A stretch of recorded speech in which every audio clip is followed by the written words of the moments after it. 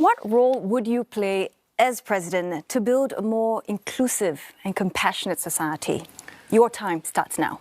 Well, that's been my whole life purpose, building a fairer and more inclusive society. From my days as a student activist through my 40-plus years in government.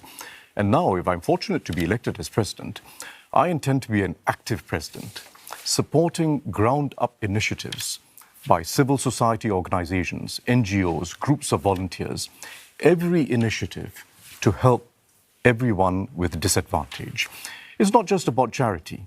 It's got to be about upliftment, focused on the kids in the earliest stages of their lives, those who start off with less, focused on the earliest stages of their lives. Early lives matter. Focus on those who are going through mental stress, mental wellness issues at all ages of life.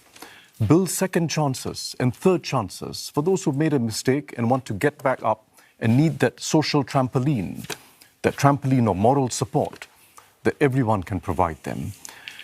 And as we get to be an older society, never lose sight of the fact that it's easy to be lonely as you get older. Help the elderly, particularly those living alone. So every ground-up initiative that can help everyone stay together but also feel uplifted is going to help them, and it will also help uplift our spirit as a society. Thank you, Mr. Tharman. You're next, Mr. Tan, and your time starts now. I will continue the wonderful tradition of the President's Charity because it involves large numbers of people contributing to worthy causes. The charity started before President Ong Teng Cheong's time, but President Ong expanded those charity events, and I was very privileged to be asked by President Ong to chair his charity to promote the Singapore dress. And this orchid tie, which was worn by President Ong, was given to him by the charity. I'm very happy to wear the same tie today. Now, I will certainly want to examine which of these charities we should continue, but I have one more which I'd like to especially promote, and that is looking after the elderly people, especially those above 80, where they need more care. And it's not only looking after them, it's also relieving the burden on their children. So that will be one focus, and it will not be just a charity. It should be part of a government effort to look after this elderly population. That would be my focus. Thank you, Mr. Tan.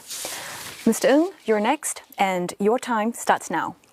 A more compassionate and inclusive society means a more caring, kinder society. I think the role that I would play is to encourage Singaporeans to understand that our most fundamental identity is that we are all Singaporeans, and therefore we should be helping one another.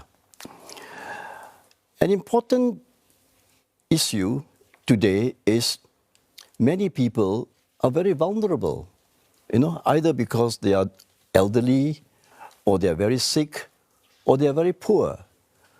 So I would like to see more efforts being given to supporting volunteers, caregivers, who spend so much time looking after the less fortunate members of our society. So I would like, in my role as president, to be known as the chief volunteer, to inspire all volunteers and to encourage them to do their utmost. And I would also like to see a more inclusive society as embracing everyone who lives in Singapore. For example, migrant workers, our domestic helpers. So they are also members of the society. So a compassionate, inclusive society must include these people who are helping our society.